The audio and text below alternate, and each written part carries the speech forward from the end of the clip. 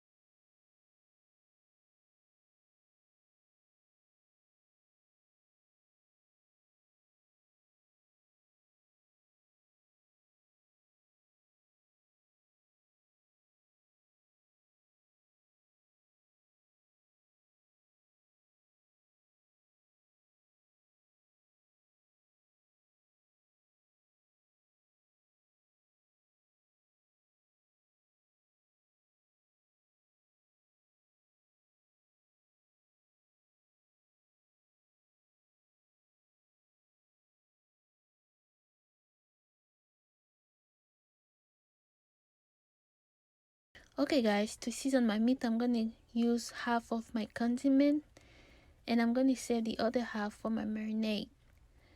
I'm gonna go ahead and add some parsley, oregano, salt, black pepper, and my